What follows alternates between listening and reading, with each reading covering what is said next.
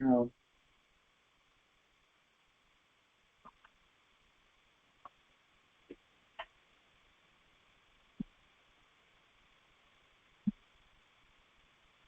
Okay, America. Okay. I don't have too much of a back echo here. Echo. Getting one. Getting one. Let me see here. Let's see.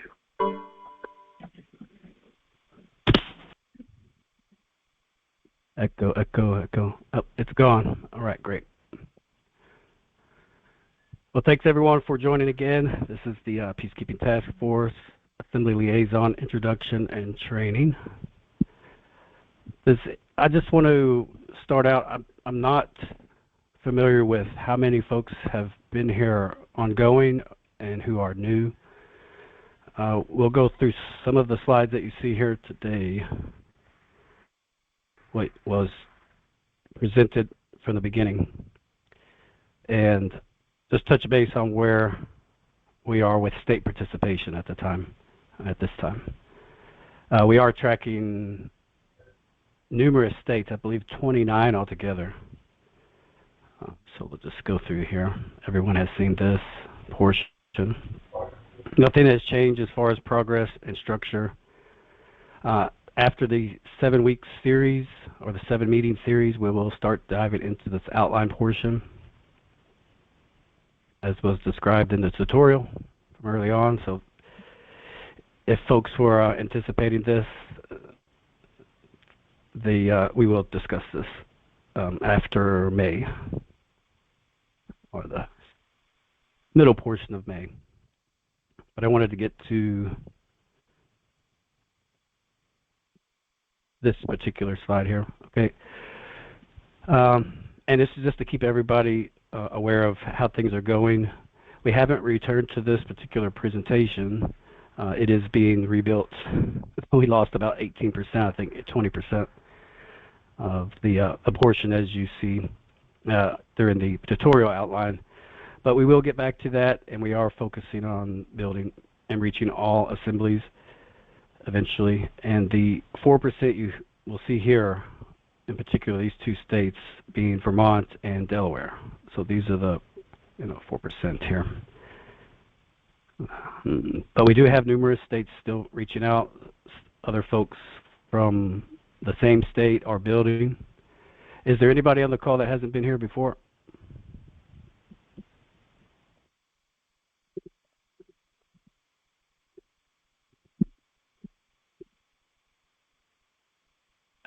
If I take that as a no, everybody's been here. Okay, good. If not, go ahead and place it in the chat window for Kathy so we could kind of keep up on this development.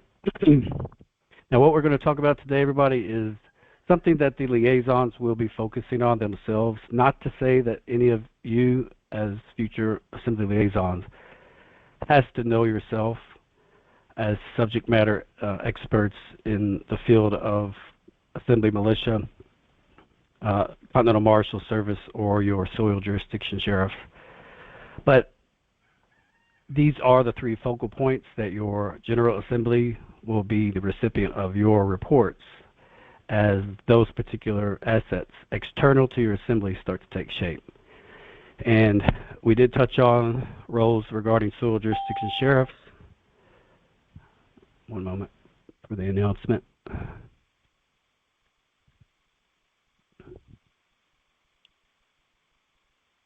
If not one.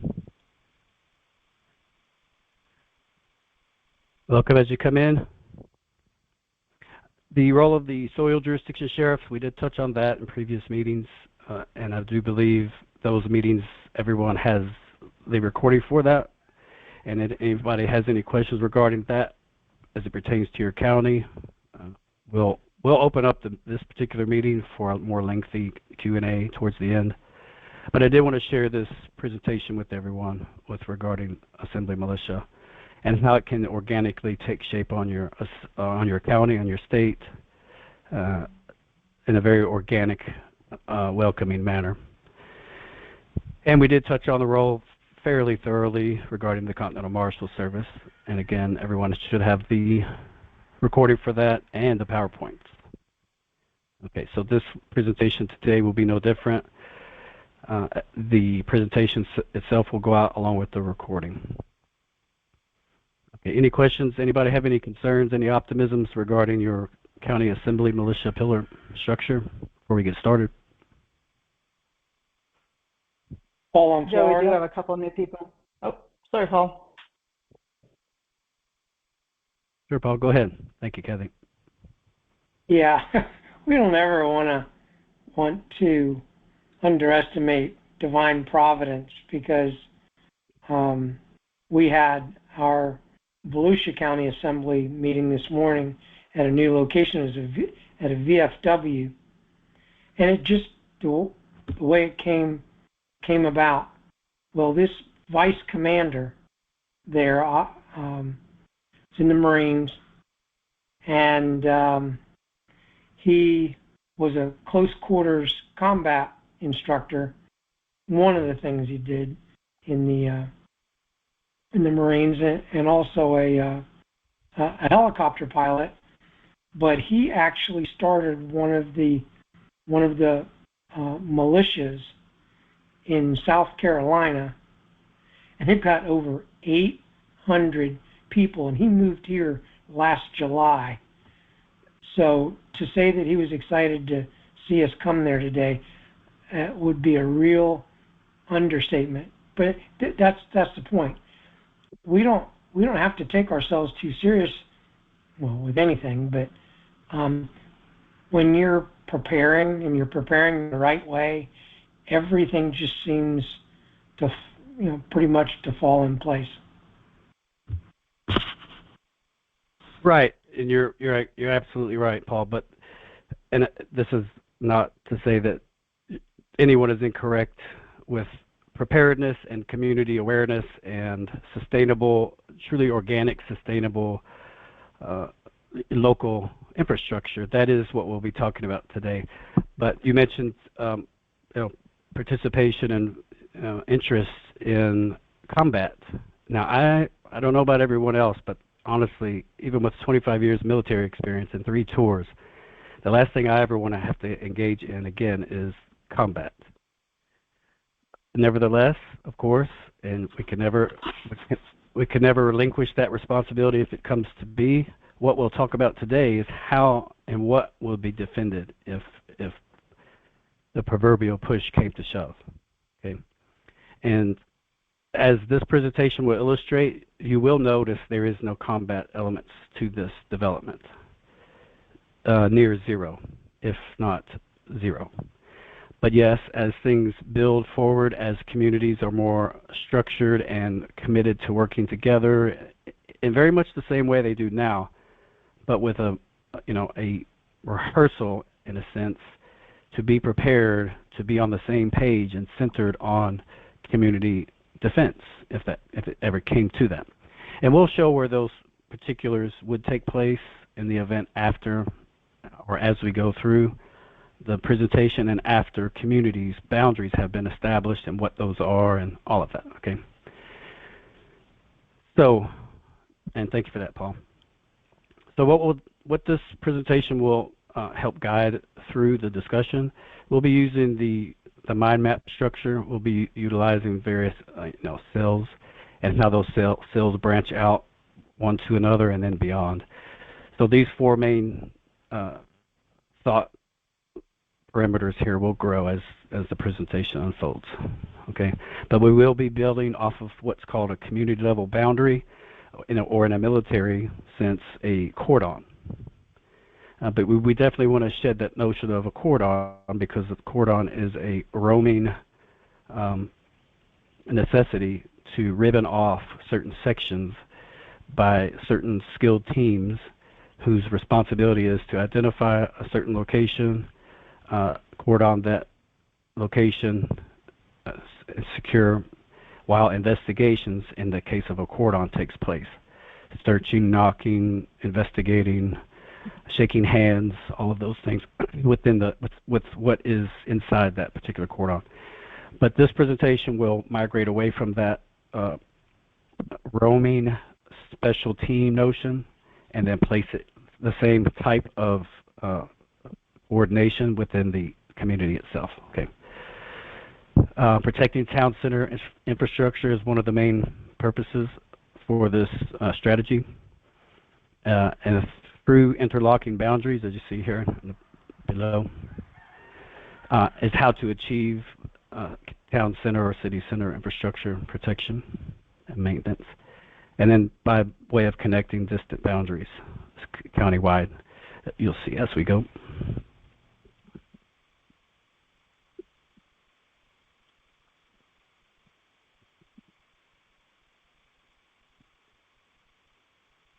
Okay, would anybody like to read the left?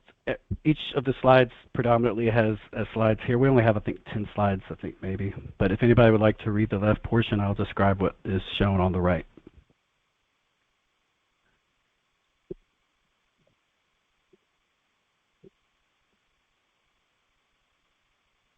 Anyone?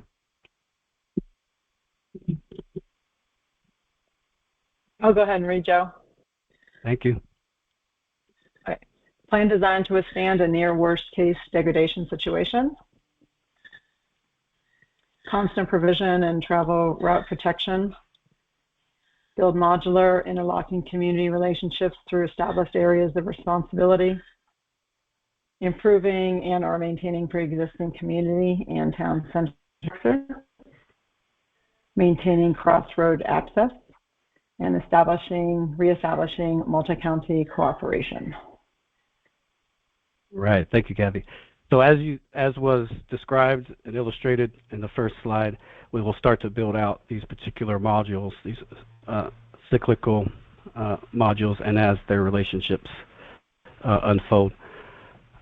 So now we're moving into units, or what's considered, and for those who have prior military experience, you would most assuredly you would become familiar with what a unit is. And a unit is a group of people or themselves subject matter experts in a particular field.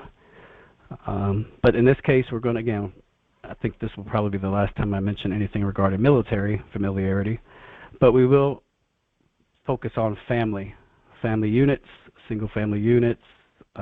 We won't be discussing complexities dealing with apartments or condominiums or any inner city function at this time. This opportunity lends itself to rural area locations and at the very least neighborhoods with multi-block infrastructure or multi-homes. And those can function in that realm, and it does lend itself to the concept of neighborhood watch. And most folks will see as we describe the relationships between our similarities. But so the family unit and all family units within the community level boundary is anticipating and hoping to participate in this effort. And once it's realized, the focus will be scheduling, and then the topics will be protected immediate property and area provisions. The audience itself are those people within each family unit, and then the abstract or the vision here being community-centric full county protection services eventually. All right. Kathy or anyone else, would you like to read the left margin? This is Miles from Alabama. I can read. Thank you, Alabama. All right. Attempting to establish a community-level boundary outreach effort. 1. The center family unit extends a peaceful greeting and salutation with clear purpose and intent strategy for community-level boundary development to the neighboring unit to the right and to the left. Right and left units delivery and extend identical strategy to their same sector units. Variable success rate for consecutive delivery and extent beyond both sector launch points. Attempt to position improve based on current participation rate realization. Awesome, thank you. So I'll reiterate and go over these 4 points as they're laid out in the right section. Okay, so now we're extending the thought, purpose, and intent and the maneuverability here. And I would like for everyone to consider themselves the center point or the family unit, reaching out to their neighboring to their neighbors to their immediate right and to their immediate left. And this is a front-facing perspective. Okay, so what happens here, and this has been discussed at least on my state with the Assembly Militia leadership and participants, the various types of locations of where people live. Some people live inside of a city, inside apartments, inside cities. Some live on the outskirts of a major city, so more of a urban setting, but of a neighborhood setting, so multi-blocks, as I mentioned earlier. Others live along interstate routes in a combination of rural and urban, kind of that setting. Typically, there will be duplex homes, nicer homes, or quadruplex homes. They're nicer, I guess you would say, as far as size and curb appeal, but nevertheless, they still lend themselves to a near direct access into the city, so they're not very far. Also, locations such as my own, which is clearly urban, but is not far from a city. And then you have others who lived in the mountains, so to speak, in the Ozarks kind of a setting, which is very, very rural. Okay, so the effort is with those different configurations of where people live and their neighbors and how close or far they are. This is where these complexities or dynamics come into play, as far as being able to reach out to your family, your neighbor to your right or to your left. But with the idea of and if you're close with your neighbors to your right and to your left, all the better, of course. Obviously, that's how it used to be, and this effort helps to rekindle that relationship for those who do not benefit from that kind of neighborly effect.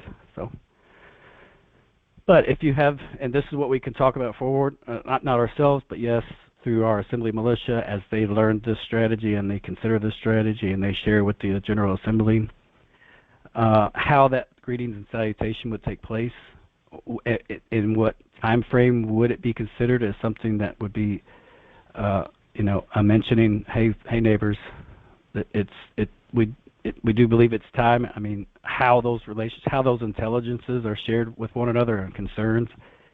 These are the vulnerabilities of even attempting to move into, a more defensive posture, so to speak. And especially if we don't have these kinds of relationships with our neighbors just yet. But there are ways to soften that approach after having provided the one-page message to your neighbor, your right neighbor, your left neighbor, and then the strategy with how to have that same neighbor reach their neighbor. And the next slide will describe what I'm referring to here. But the strategy is you may contact your neighbors to your left or right with the exact same message. Hey, folks, it's time to work together as never before. Again, this is if you have never reached out to your neighbor and the awkwardness that it may be, And this would be as far as the city, the family, the center family unit would go. As I'm trying to describe some of the sensitivities and awkwardnesses that would it be to reach out to your neighbor. Imagine trying to do that to their neighbor, to reach out to your neighbor's neighbor, to their left, and then your neighbor's neighbor's neighbor, and all the way around, as if you were walking the road or the street with a white flag and a message and some lemonade, as approachable as you would like to be. If you don't know your neighbor's neighbor or their neighbor or their neighbor, it becomes just completely nearly impossible as an intent. And as well as your intentions are with helping to build up a neighborhood watch, I mean, I don't want to try to make excuses for anybody. I know people who live on the mountains, who live far out. I know of them, and they have expressed that they know all of their neighbors for 30 miles all the way around, and that's wonderful because, that's a residual effect of having close neighborhood ties and relationships. So, but not everyone, including myself, can boast that relationship.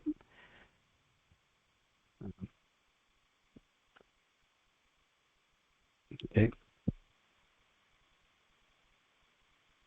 Now, this presentation here should help tie everything together that I just stumbled to try to express to everyone. And again, given the fact that this is a relatively new concept. And Paul, I don't know if you can indulge me anytime with the meeting that you had with those hundreds of folks anywhere along the call today. But if you've seen any discussion with what I'm about to share here, which is pretty elementary, just let me know as we go. I will, Jeff. Okay. All right. So this is a pretty fun slide. Picture yourself here. Okay. You live in this unit. Okay. We're going to play a little scenario here, a little game. All right. And so I live here. You live here. Everybody on the call lives here. And we all have our land, our acres, and whatever else is here. But we wanted to emphasize what I would have in excess or something exceptional that other neighbors may not have. Okay, and in this scenario, I have, a bus. I have Bluebird buses. I have more than one bus. I have transportation equipment to carry people for whatever reason. This is not a school bus that I own, but just a bus. Okay, and as we build right, as if we turned to our driveway onto the access road and turned right, so would Bob, so would Fred, so would Kimberly, and so on. But Bob, my neighbor to my right, he has a building. Whatever's in the building, nevertheless, he has a building exterior to his home, and he may have more than one building. And he has a tree orchard with standing water. And this is something that, anybody could have, but in this scenario, Bob has this to where I don't have that. Okay, and Fred, the neighbor to Bob's right, he has a farm, an agricultural farm. So he plants corn, tobacco, other types of, product here. But he has a farm, and with that farm, of course, we'll have silos. It'll have another barn with other equipment, and so on and so forth. Kimberly here, the neighbor directly behind me, she has farming equipment. She also has a tree orchard or excess of trees. So in this scenario, Kimberly has many trees and equipment to move it.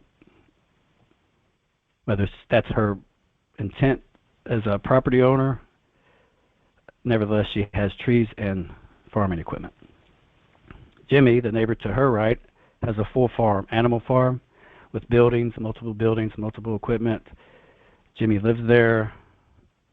Everything is in operation. And in this scenario, everything is in operation. Okay. Laura, Jimmy's neighbor to his right, has a fish farm, has limestone, has all of the effects needed to manage a fish farm, for whatever case. And again, keep in mind, there's other amenities that all of us would have, all 6 of us. But just to emphasize certain details of what we have in the moment where a greetings and salutation, a notice of emergency, however it's conveyed to your neighbor to your left and right, the message will become clear at that point. At however long it may take instant. It may become instant, especially if you have cultivated such a relationship with your immediate neighbors. Okay, or it may take weeks, because the scenario can be much more detailed if you have more than one neighbor along your routes, and this is kind of what we're going to get to here in just a moment. Okay, so however we've made the contact with our neighbors and for what reasons, us living here with our extra assets, we reached out to Bob, we reached out to Laura. Bob reached out to Fred reached out to Kimberly, Laura reached out to Jimmy, and Jimmy also reached out to Kimberly at some point, hopefully. That's a successful contact with this, all with the same message. All with the same message to meet somewhere in the back portion of all of your property. So there's no intrusion, in this scenario, there's no surprises, there's no offenses, there's no trespass. Okay? And of course, as we'll see later, we'll see my general vicinity and the amount of neighbors I have and the amount of types of equipment and inventory that we all have. It's going to become much more complex.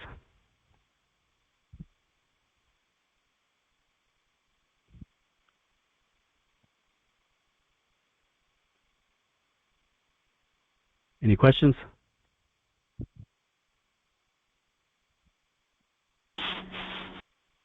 Well, Joe, you talked about it's going to become more complex, and of course it will. And I'm thinking about, our situation, let's say, on our county, or let's say our neighborhood. And let me give you an example. We're fairly close to our neighbors on the left, but they're remodeling their homes, so they're not here very often. But of course, we've become fairly close. Literally today, our 84-year-old neighbor sold her house, and today the new couple have shown up today. So obviously, we're going to meet them as soon as we can. So the only thing so this just isn't an exercise in futility. As soon as I know what that one page is, you can imagine that's what I plan to do.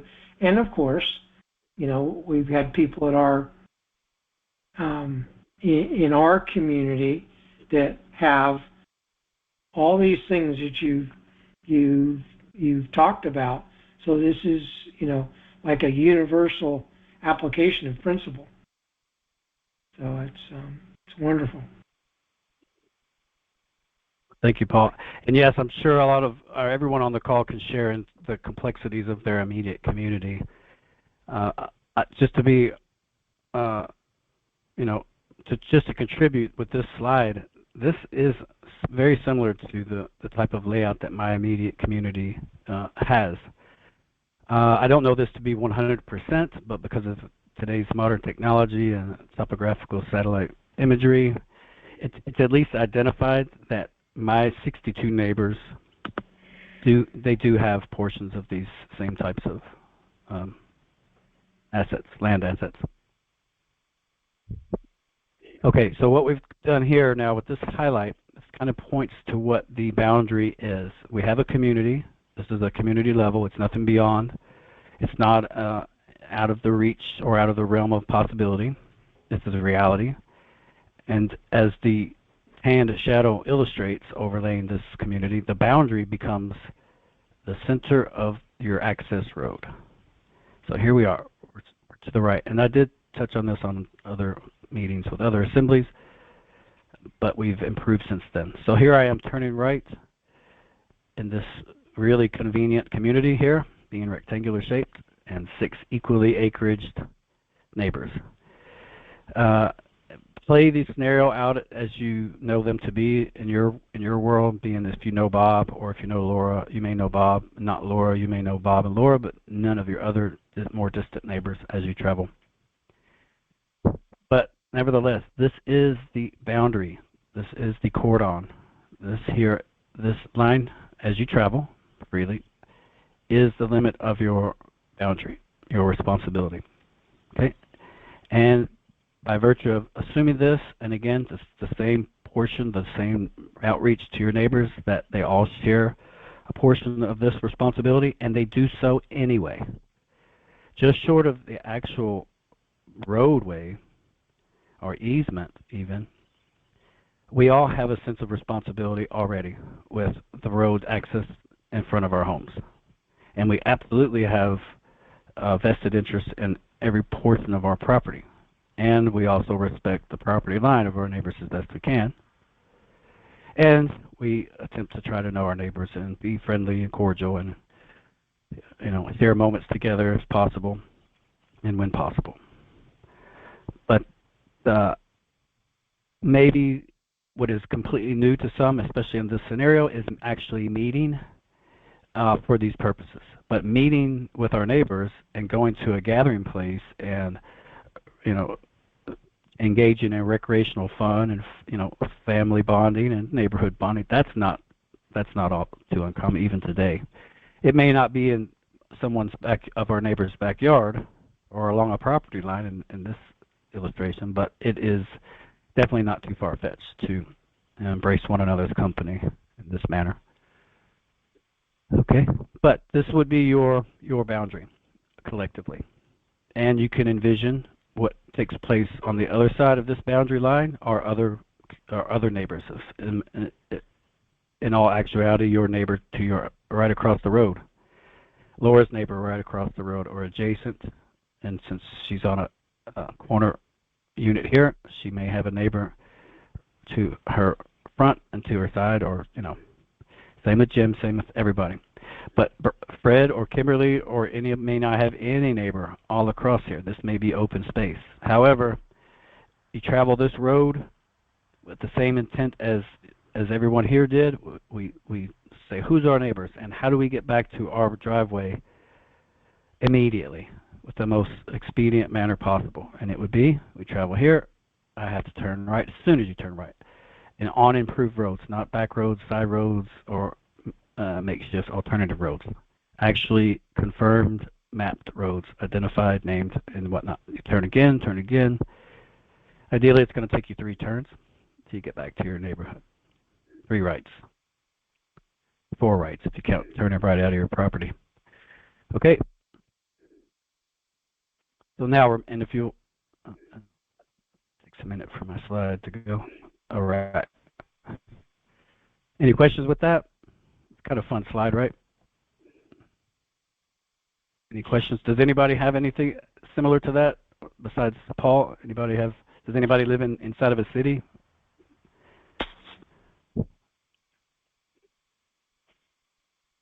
Does anybody? So then I guess everybody lives in a country like me?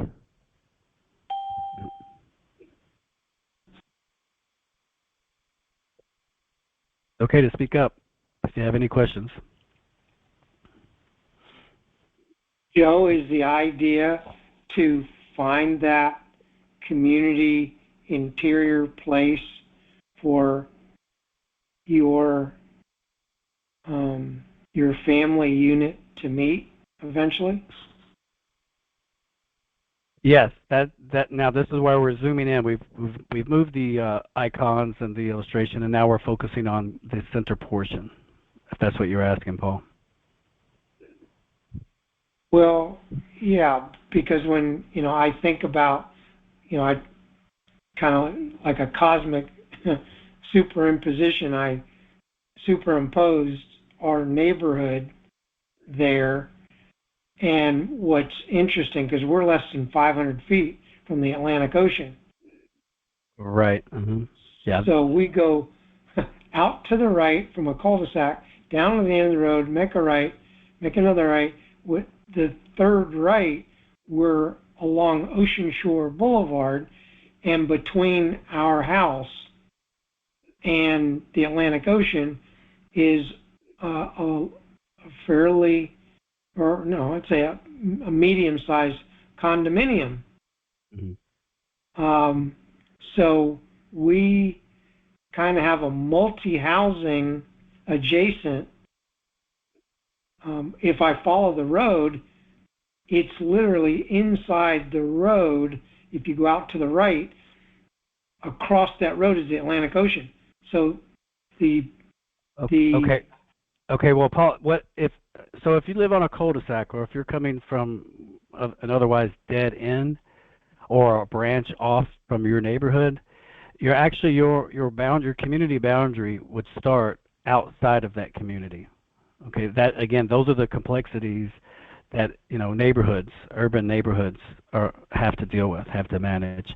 So again, if you have 300 people in your neighborhood and you happen to live on a cul-de-sac or a bend of some sort, you'll have to actually venture out to the totality of your neighborhood and then begin your ribbon, your boundary from there.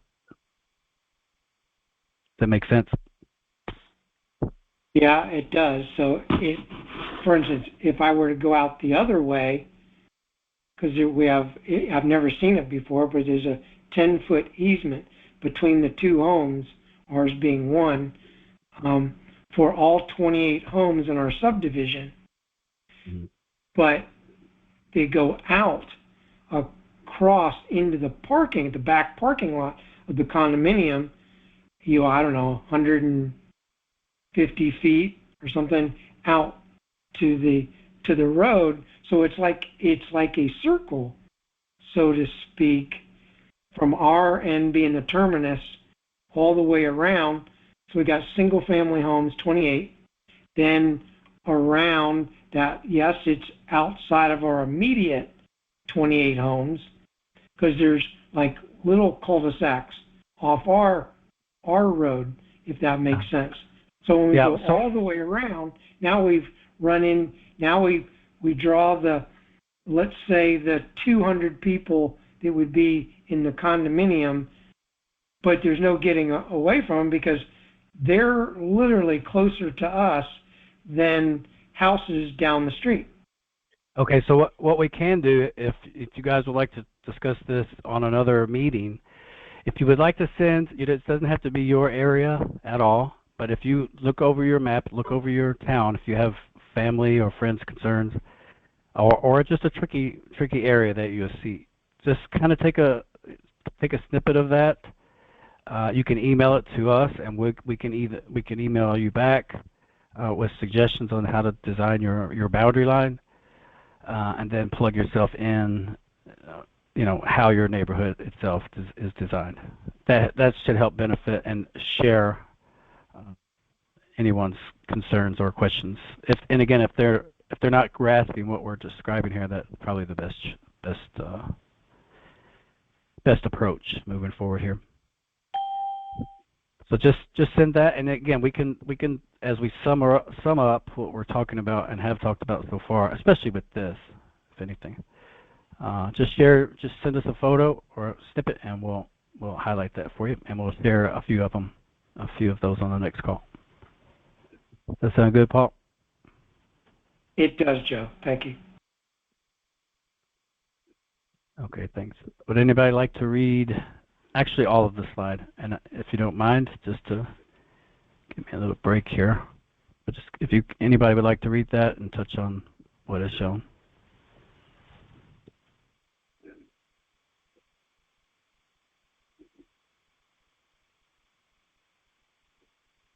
I can, Joe. Go for it. Thank you. Okay, so you want what's on the right side of the screen? Yes, please. Okay, so up at the top, in the center, it's community levels building out. So up at the top, food and fuel provisions, collection, distribution, seasonal storage, resupply.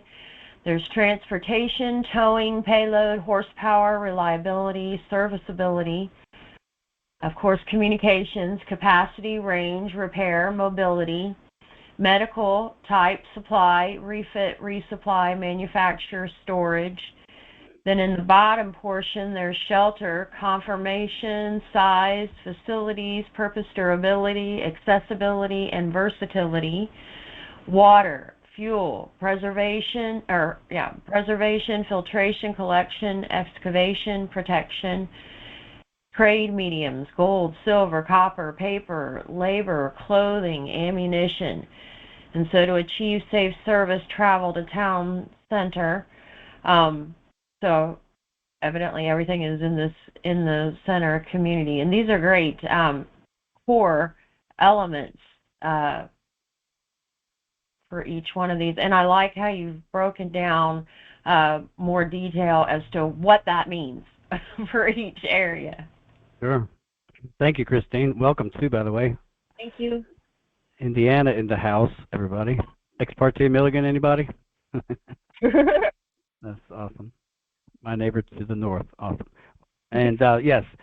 Okay, so what this single slide illustrates is, for better or for worse, thoroughly or partially, you have achieved some kind of contact, benevolent contact with your neighbors, or the majority, and you've even met somewhere safe inside your boundary, okay? And you've discussed and you've shared what you have chosen to share with your neighbors, with the same premise in mind and the same salutation. Everyone is fair, everyone's approachable, everyone is lawful, peaceful, and they're growing to learn and appreciate each other's presence ever more.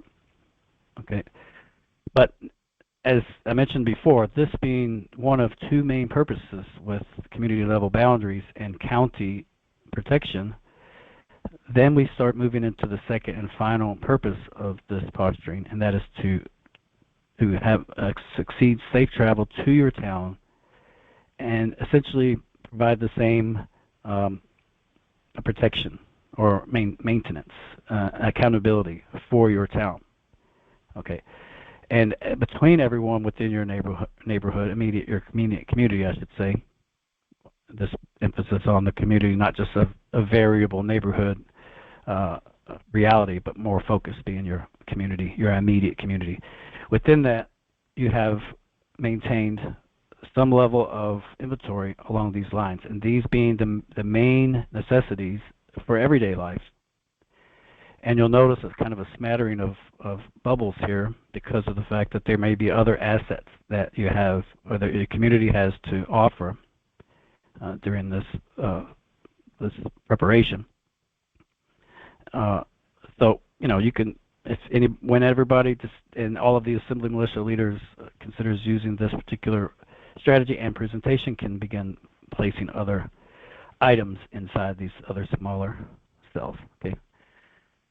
But you're not traveling with any portion of these any inventory gross manner. These are just things that you would need on a daily basis, and that your community as a whole, your immediate community as a whole, has provided confirmation that yes, we indeed have all 7 of these main items of inventory, and to some degree more or less. And then the purpose then would be to travel across through your community boundary and beyond into your town area.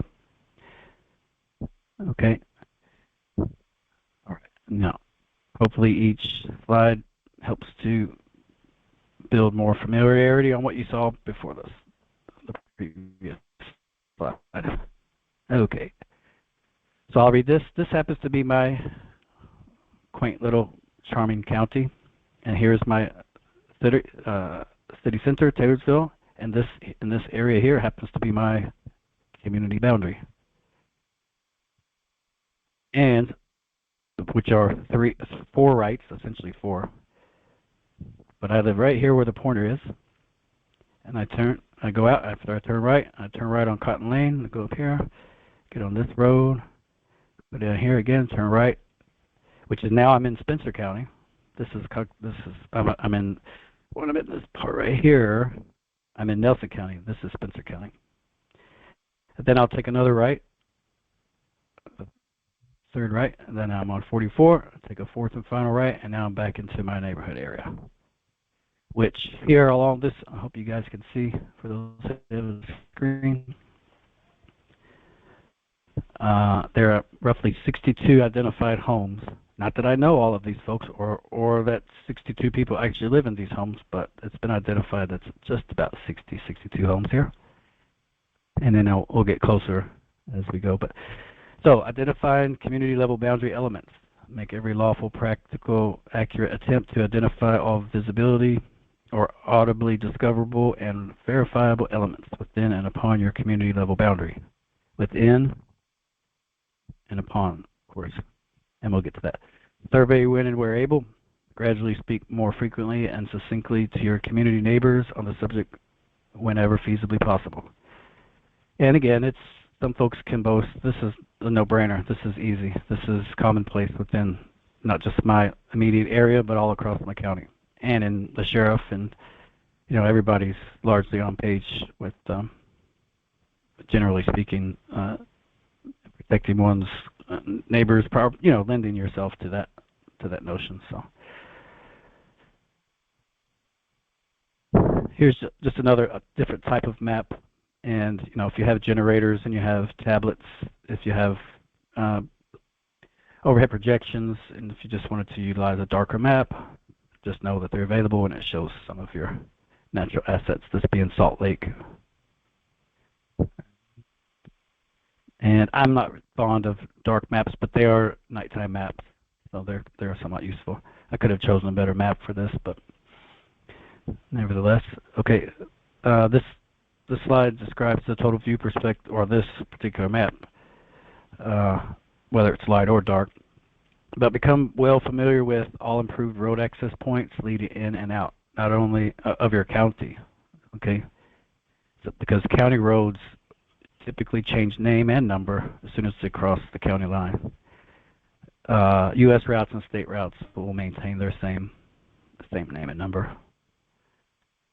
All existing infrastructure that currently exists across the county, and this definitely takes discussion. There's no way we can all know, and nor should we have to know everything that's on your county, but each community collectively can share that information. It can be done. I mean, okay, all transportation route and bridge weight limits is something you would want to know, because again, your limits, your community level boundaries are drawn and established by your immediate roads, your immediate routes. All waterworks, natural or man-made, natural and man-made. In this case, waterworks for a dam is a kind of a manufactured man-made design and function. And wells, whether natural wells or man-made wells. You also have, in this area I have lakes, so I have tributaries coming from lakes or spillways from other lakes or ponds that creates temporary creeks, which I happen to have one of those in front of my house. Pretty nice. And then all ports of entry and how vital are they when compared to other neighboring county infrastructure. All of these things, and if it seems like a lot, it's really not a lot. As a matter of fact, I think everyone appreciates all aspects of these details on some level or another every single day.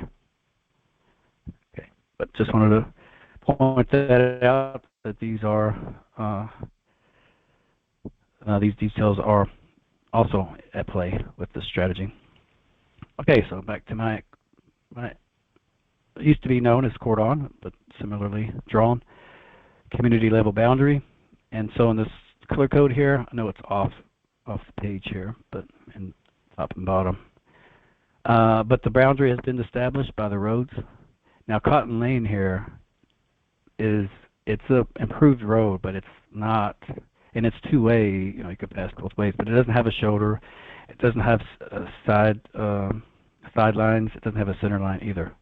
But it is wide enough for two passing buggies or cars or even trucks. Okay, now here's an improved county road and another improved county road, and those are all the roads which constitutes the boundary line. And then you have all the items inside. There are more. This is a fuzzy topography, but just for the purposes of illustrating what we have here and what we're focusing on. So first, primary and secondary routes. Okay, and if there are any connected routes inside here, like Paul was describing, how his neighbors are much more close and seems to be more difficult to draw 4 consecutive rights and get back to his home. But again, you want to go, so Paul or anybody in a neighborhood type setting where you have hundreds of houses around you and you're nestled away on a cul-de-sac here, you have to actually go out of all of the neighbors, go to your first main road, then turn right, boom, boom, boom, all the way around. And then once you go back, take your fourth and final right back into your neighborhood, you just go back to your neighborhood. And then all of the homes that are in, not this map, but in Paul's situation or anyone else's who lives in inner city type neighborhoods, it's exceedingly more complex with that effort. But still, it can be done if you can coordinate. And again, as a neighborhood watch, one of the reasons I've become aware of why neighborhood watch became popular decades ago. Because of the fact that there's just a lot of people and not a lot of land shared between them because they live so close together for other conveniences. But in this case, I live out in the country, so my neighbors are fairly few and far between. for the most part, and that's what you'll see here. Hard-standing homes, whether they're currently occupied or currently living in or abandoned. That's not known at this point. I can't vouch for all of the homes here as being occupied or not, but imagery mapping shows that they're there. Cars, you can see cars there. What we have in green here are listed hard-standing buildings, whether they're modern or degrading. I can't really tell from an overhead view, but I can identify certain ones. Then visible water sources, standing or flowing, kind of marked off some. And here's that creek I was telling everybody about, and it goes along this way and back up that way, and it comes off of, I don't think it comes off of Salt Lake, but another larger lake when it rains quite a bit. It don't even have to rain quite a bit, just for me, just a small amount, and there will be water flowing through this. And then we have ponds, here. And we also have a fish farm somewhere around here. And you'll notice that some of these elements that Christine read earlier falls into these categories, these four main categories. You're not seeing here anything regarding food or fuel, but food as a fuel and water as a fuel, not as fuel for machinery, but as a fuel nonetheless for the body. Also, what was mentioned in the neighborhood scenario, discussing the types of buildings. Buildings, if you have them, what types. There's nothing mentioning about machinery here or medicine, but this gets you to where you will be as you consider this particular strategy. All right, a couple more slides and then we'll be done. We can spend the rest of the time for comments. So now we're making our way to the city. Okay, I think enough illustration here regarding the community level boundaries been established. But now, what are the details that takes place inside your city or your town? Now, and if we're talking about Indianapolis or Louisville in particular, this is not what we're referring to. Unfortunately, for large metropolitan areas, this strategy just is not fit. It's just way too much, especially if we're referring to the city center like we're referring to a town center, very small like Taylorsville. Okay, and that's kind of the purpose, because of the fact that metropolitan areas is just too vast, too intricate, and it's not very easy to sustain under times of desperate situations. And in this case, it would be a military incursion or some kind of conflict between two warring parties that would bleed over into your counties, which is what we're trying to avoid with this particular strategy. Okay, so county infrastructure accountability. This is what we're referring to as accountability.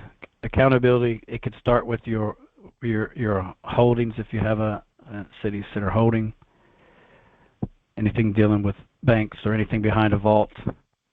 But of course you see everything is intricately linked, inextricably here.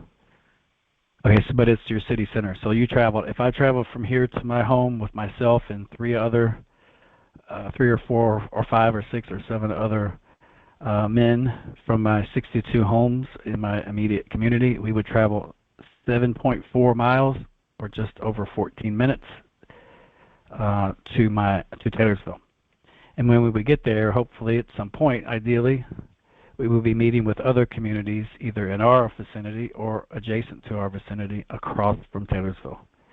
If I traveled 7.4 miles or just over 14 minutes to get to Taylorsville, and I lived kind of right here, I traveled here, other communities across the county would travel more or less the same.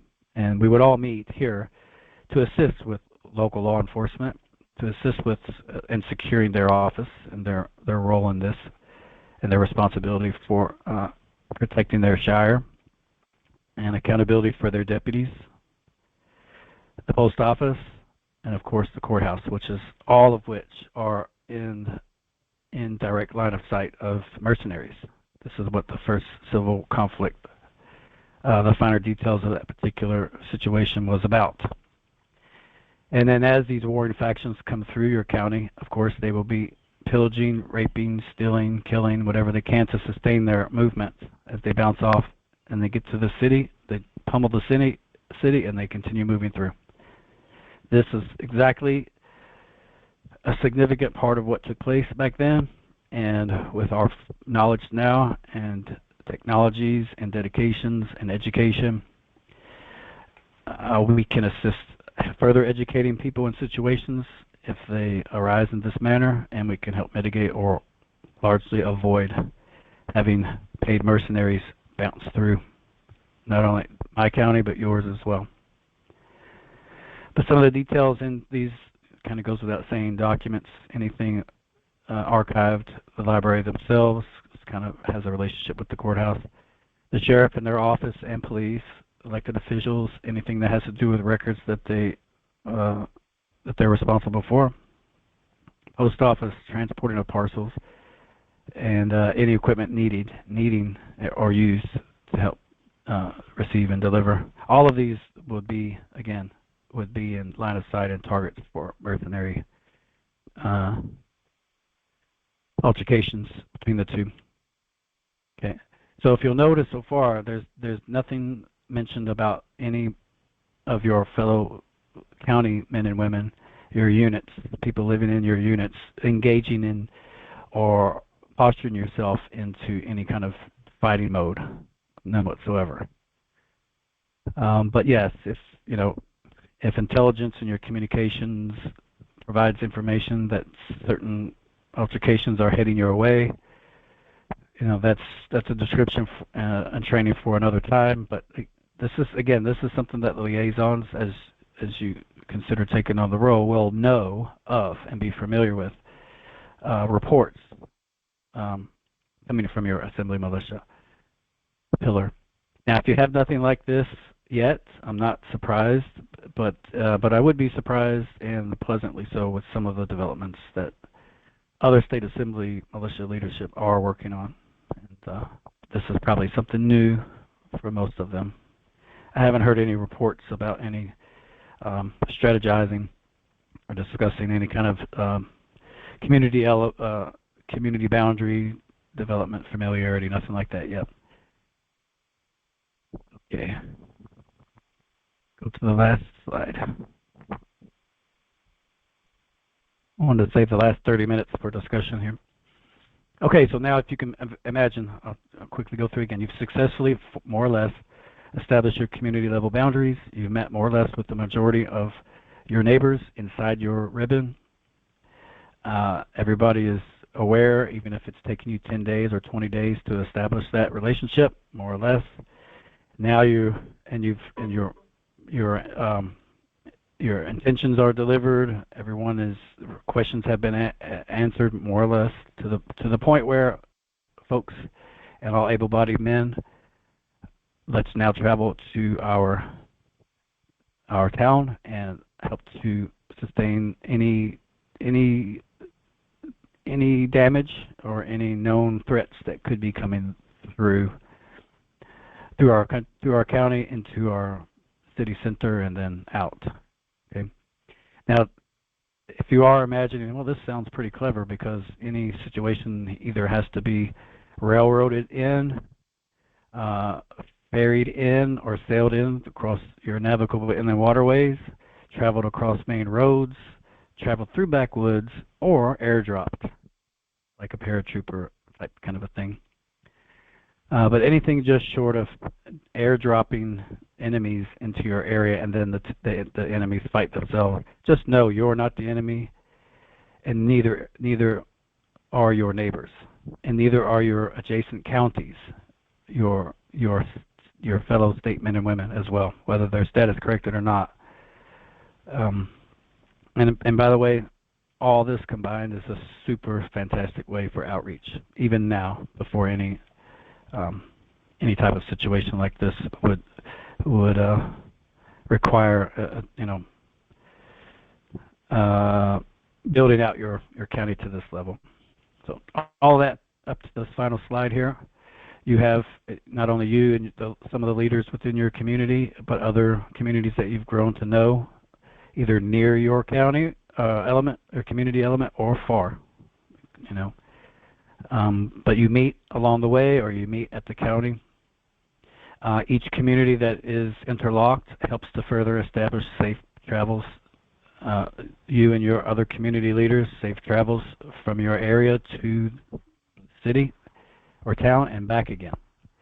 Or you can take a different route back to your community along other community bands and ribbons, and if you can envision your neighbors, your fellow county men and women from family units waving as you go by. And everybody helps to perfect their communications, however it may be. And, you know, you're just traveling in that capacity, and your neighbors will know, and depending on how far you go and depending on the size of your county, of course. And they have you. They're there to help protect your travel as well as you travel. They are stationary. They're watching the roads, you know, and they're at their own location as you know, as convoys of neighbors go to the city and help to protect it. Okay, and then you're within a city. It really depends on what town. I want to say towns rather than cities. Cities seems to suggest that cities are large, and yes, cities are quite large, like Cook County, Illinois, Chicago, Indianapolis is quite large. Any other, you know, Louisville's even quite large, all things considered. For Kentucky, the only other really large city is Lexington, and even it's a university type city, but it's not very large. But states like that has cities like New York City, I mean, this particular strategy starts to fall off as anything largely effective when you have large cities. It's just the way it is, and that's where the vulnerabilities of having wars take place, incursions take place on our lands, just is terrible. So we don't want any part of that, of course. But we are willing to, at the very very least, defend our community, our immediate community, and extend that same effort with surrounding communities, immediately surrounding. And if the counties that immediately surround you, there are other counties that immediately surround them as well, and they just interlock as they expand out and out and out and out. And what is indicative of that, and it's easy to envision, just look at your map, look at the roads, all of the roads that you see that are named and they're accessible and, you know, large enough for two-way passage or more. Those are your ribbons, those are your community boundaries. But when you get into your city or your town, you want to assure what you have as far as utilities. That includes water. You want to be able to assess the ability to access those and repair them both. And it's the same with any of your travel accommodations. And in this case, it would be it could be, if depending on the size of your town, you could have bus, metro service, of course, train access, airports, seaports as well, access and repair opportunities for them. And then you want to, and this is not to say that your city has even been breached in any way, and so of course the sooner you can establish some familiarity with this posturing and let your sheriffs know that, you know, as a community we're there to help to protect the town and help protect the sheriffs not to be overwhelmed and not to be overran. Same with your police. This is a super great opportunity to let your local law enforcement know that you are there for them and for your town and for your entire county. And there's another great opportunity to establish just basic gathering and want to provide an atmosphere of safety for just general gatherings of what most towns already offer in some manner or another, based on, you know, parks and recreational tennis courts, things that are you would expect to have in towns. And of course, the other portion as far as public gatherings is, you know, food, things like that, certain amenities. And in this case, it would be helping to establish and promote and utilize trade posts and trading markets. We do have one last slide, and we'll open up. But what's indicative of gatherings, of course, what we're familiar with is your General Assembly and all of the other pillars. Other gatherings that help to protect us, that would be the realm of your marshal at arms and all subsequent events. Okay. So you can kind of see how things are starting to, is that kind of a hybridization or a build out. Okay. So this is the last slide, and this is where you can, as you receive this presentation, you can start plugging in things that are unique to your area. So like Paul was mentioning, or anybody else, and just kind of get an idea of where you, it's not just yourself. Let me just say, this is being offered to all assembly militia leader pillar for each state. But it's certainly something that you can deliver to your assembly militia pillar, the leaders and commands within your own state right now. And this is kind of like the way that our future meetings, we have the opportunity to share more higher end presentations that I have to do is oops, I gotta get back to that one. Share with your leaders, and they can edit them as they need to. But just know that you've basically completed this strategy when you've built out your own community, and you've been able to travel to your town for purpose of maintaining it and restoring, or both, and you've established a line of communication, just like we had 7 essential inventories that within a community, any given community. The same you would like to try to leave with your town is a realm of communication, the different types. There could be more than just 4 here. Businesses, just as local businesses, of course, and even, decided upon franchises would fit in this realm. It could be more, of course. Whatever the community is most fond of and famous for, you want to help preserve that too. Is just kind of the community as a whole.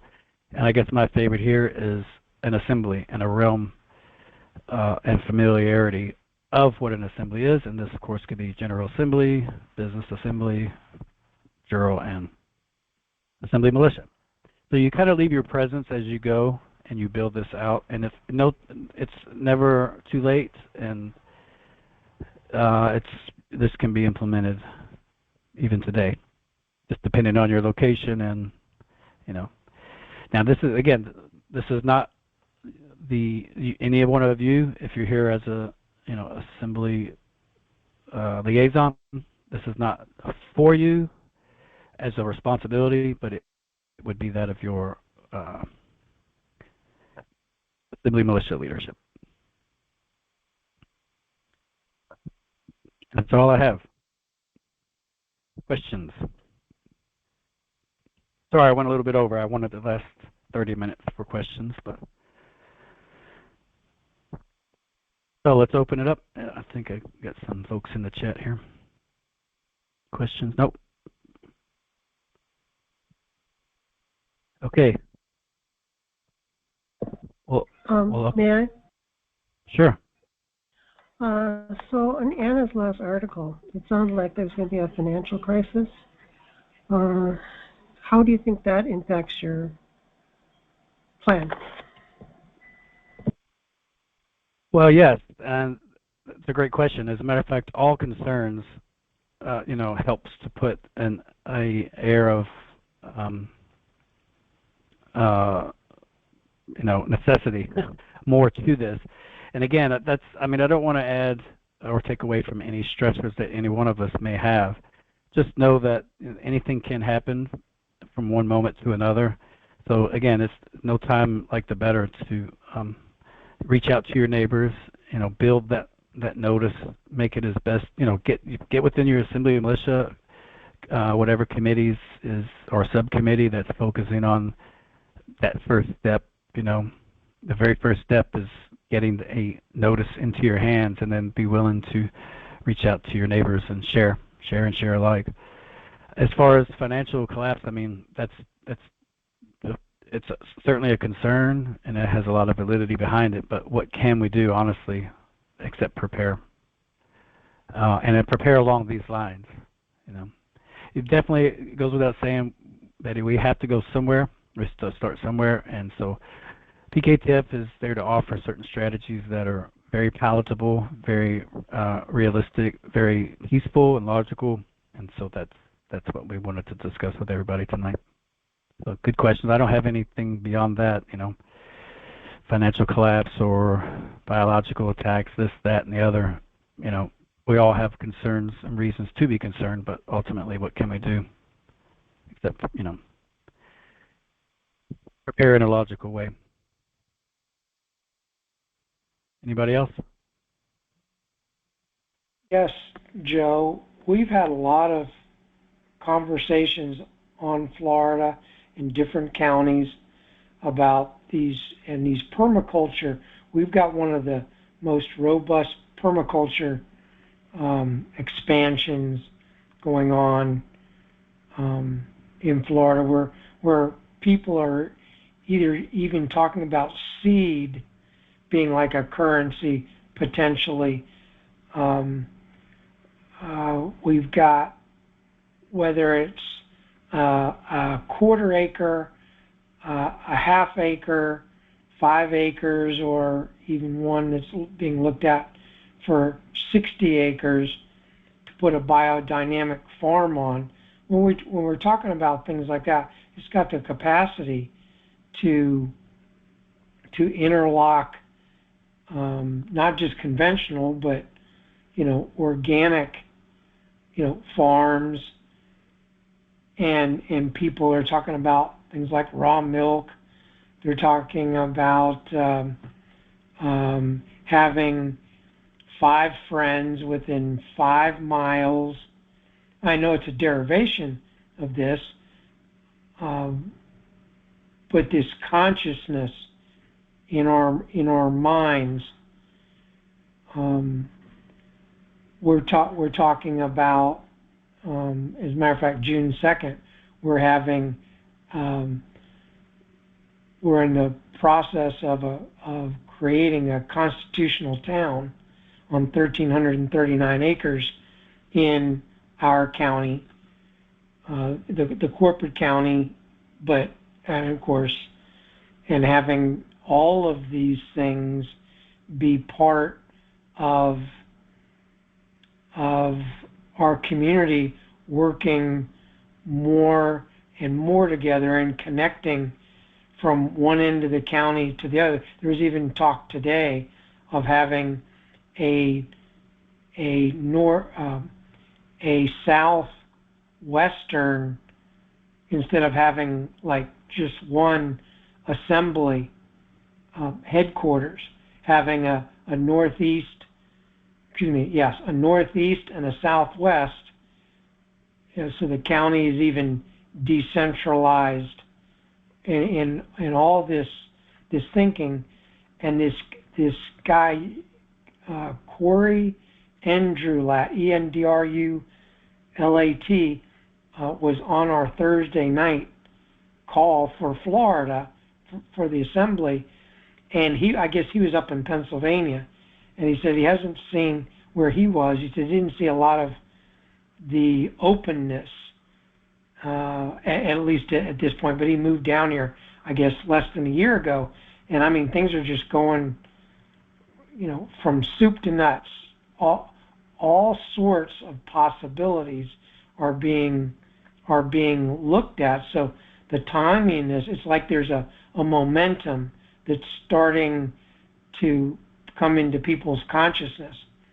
So I only bring that up because if the Peacekeeping Task Force, as we are engaging in our assemblies, like this morning, they're talking about something they would like to do proactively, and I just said, bring this into your mind as the Peacekeeping Task Force, as we start to be a reality on the land and soil, in this case, Florida, that some of these conversations that would be had within a county or a state, because we have that warm handshake, and that we have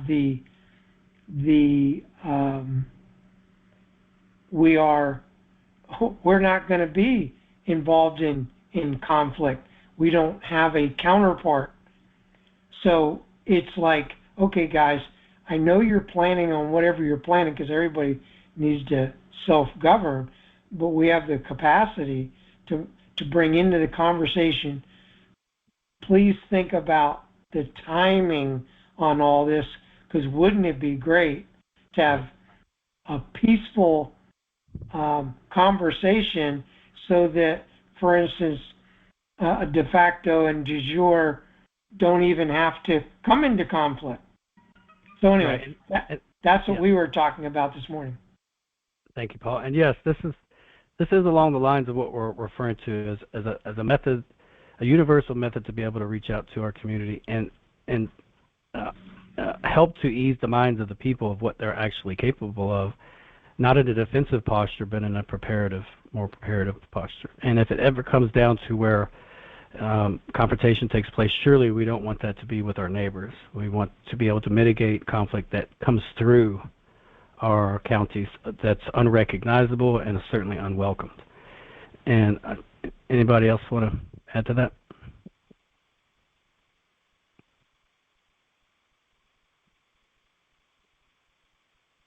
Any concerns about or questions about what we discussed tonight?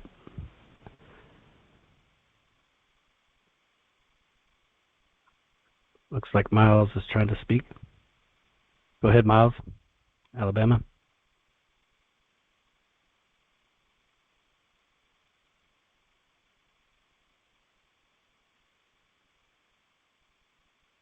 Anybody? Any concerns regarding the role of your county reeve or sheriff?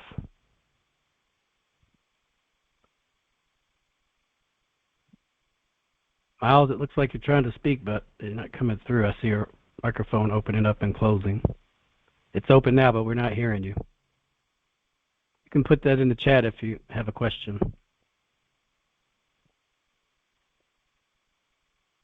Yeah, Joe, this is Marvin Roberts on Camp County. I just had a question about our local sheriffs and police departments. Are you saying that we need to keep in constant communications with them as far as do they know what we're about, and are we going in there blinded, or are they going? Will we go in there? Are they going to know who we are and what we're talking about? And I yield. Yeah, great question. So what the operation as it goes is extremely organic, and the needing to outreach to your current local law enforcement will be the purpose of the assembly liaison. But now the thing is, the approachability comes from your assembly, so your assembly development. And then as a result of your assembly development, the liaison then helps to bridge that gap and that interface. And just as myself and Kathy and Paul and some of you also on the call and others perhaps not on the call are working towards providing that approachability. And we will discuss this on future calls. There will be less PowerPoints. We can turn our cameras on. Anybody would like to, you don't have to. In future meetings, but we will start talking about what that looks like and feels like and sounds like as far as the liaisons being present, separate from their assemblies and in a more business setting, suits, professional attire, actual business locations, a lot of the things we touched on in the very first meeting. So yes, to help to better answer your question, there will be outreach extended to all law enforcement at the local and state level, and they will have the opportunity to meet with you yourself as a liaison. And it will not be your role as a liaison to educate, but more to help inform what's taking place within the assembly with regards to peacekeeping. So the familiarity, the growing familiarity, not only with yourselves, but with sheriffs and municipal sheriffs and their police augmentation services, and your soil jurisdiction sheriffs and their deputies. Your U.S. Marshal presence on your state and your county, and the Continental Marshal Service and their presence on your state and county. And then, of course, last but not least, your assembly militia with community preparedness, designated and maintained boundary lines, community boundary lines, and what your community can provide to your state collectively, and their counterparts being your National Guard that exists on your state, and the American States Assembly's state militia, or state guard, I should say. More precisely, state guard coming from your militia, and your militia is your people. So that's a little bit of a long way around to answer, do they know, or are you as a liaison expected to reach out to them? It's not that you would have to reach out to them in a campaign fashion, but that you are able to be met. And you can schedule meetings in a business setting and sit down and have an interview, a discussion with them, and the whole thing. So.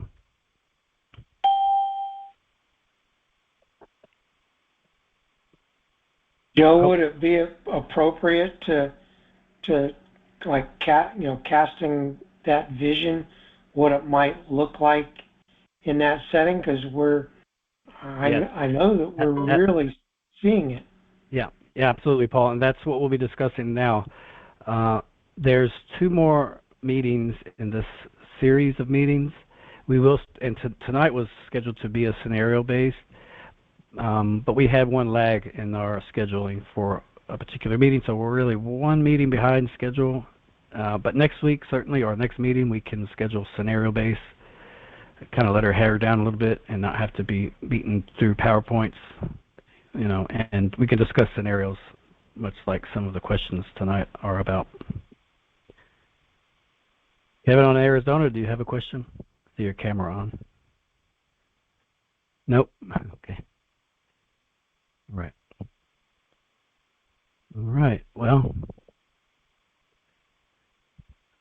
let's see here.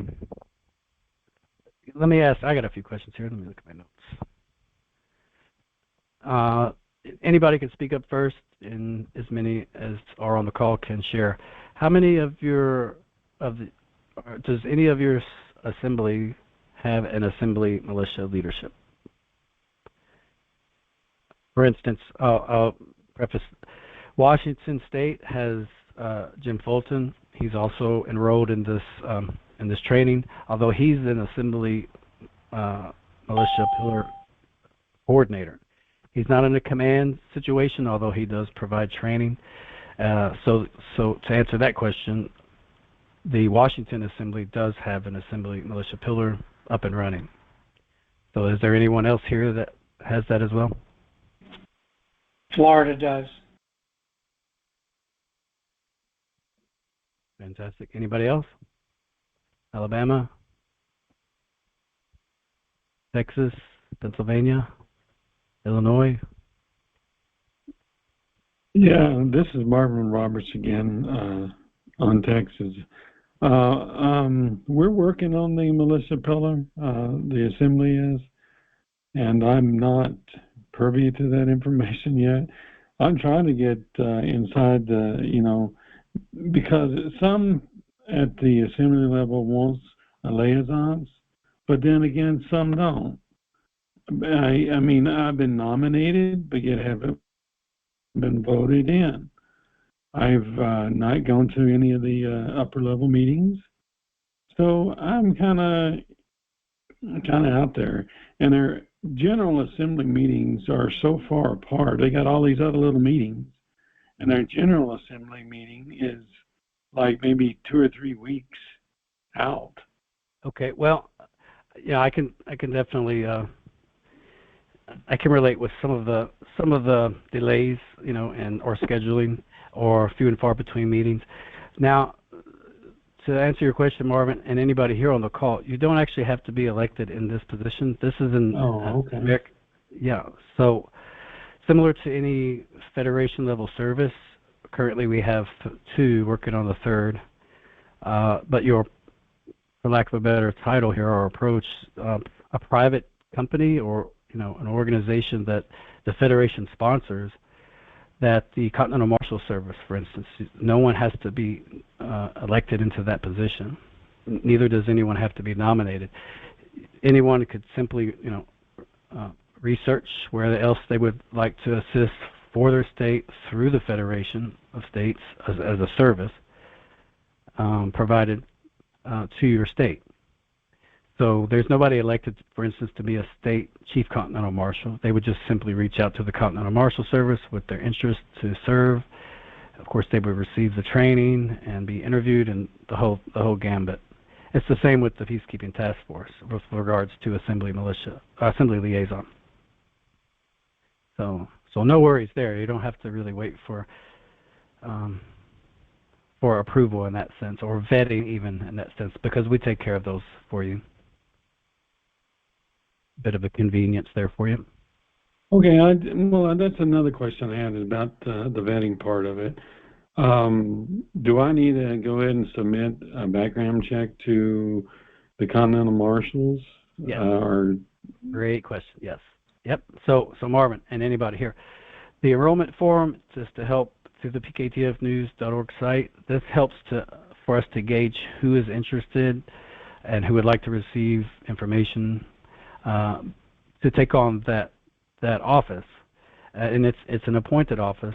So essentially, you would be working with or through the Peacekeeping Task Force on behalf of your state, and you would help assure what the Federation of States is needing to help verify that your state assembly pillars are up and running.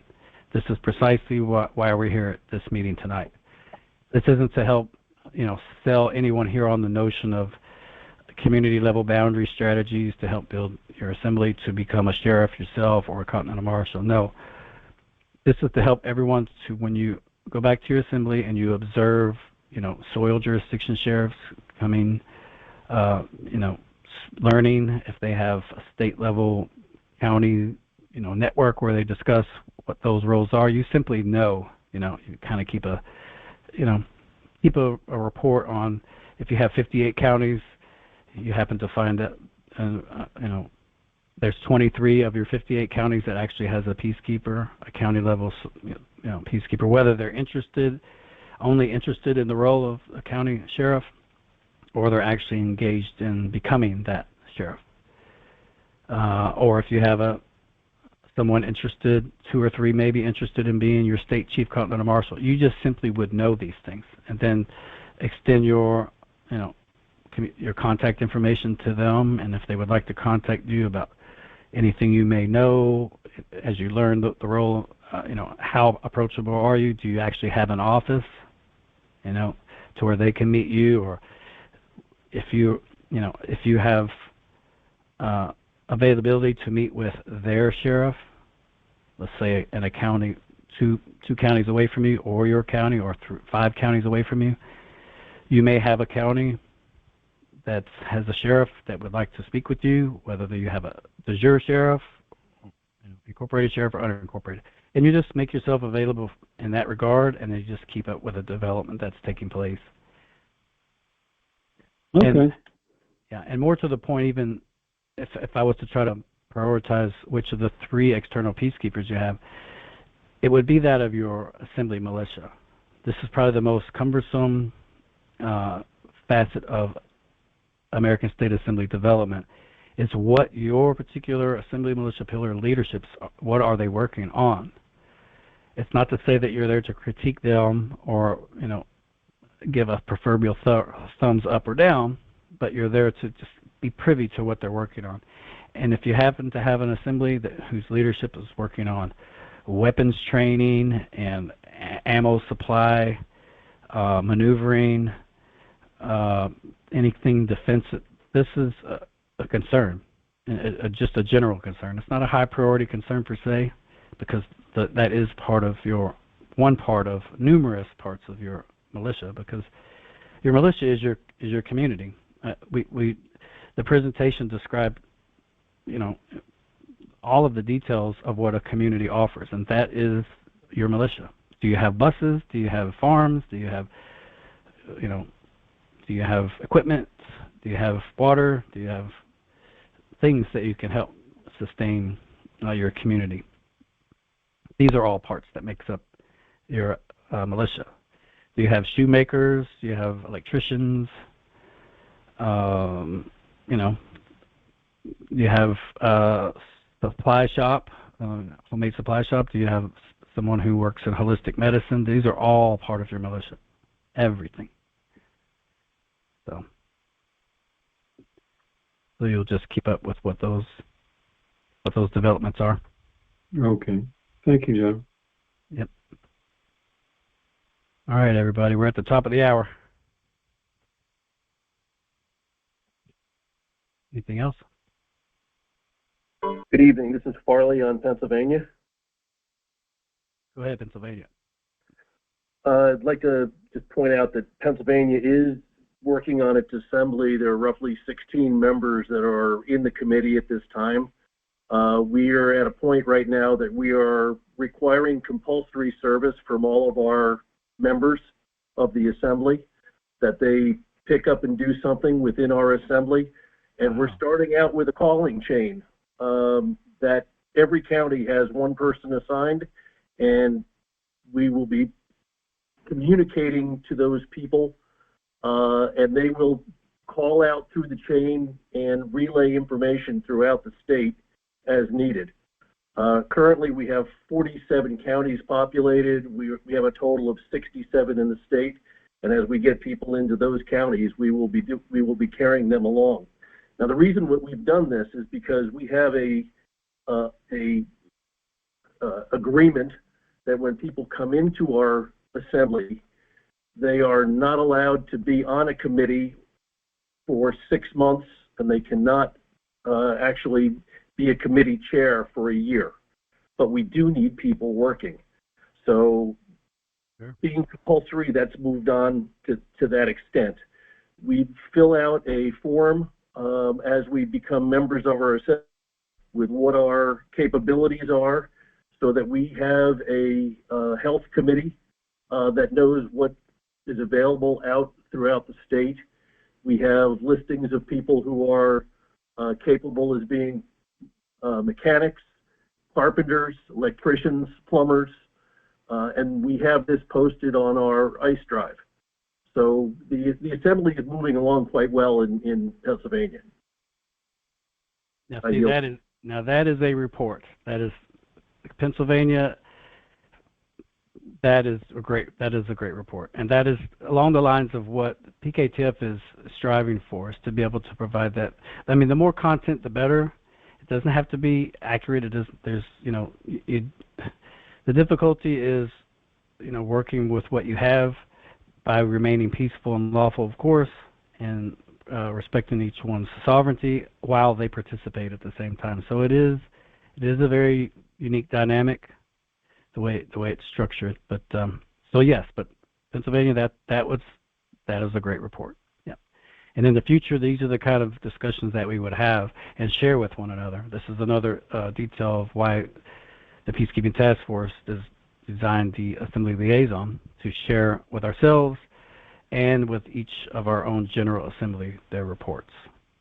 So, and be the approachable liaison interface between current incorporated law enforcement and unincorporated peacekeepers alike. So, really great. Thank you. All right, that's all we have, folks. I want to make sure we stop after 90 minutes. So, great participation. We'll send these out to everyone. Anybody has any other questions or concerns, you can email me or Kathy, and we'll see you in 2 weeks. Good. Thanks, everyone. Thanks, Joe.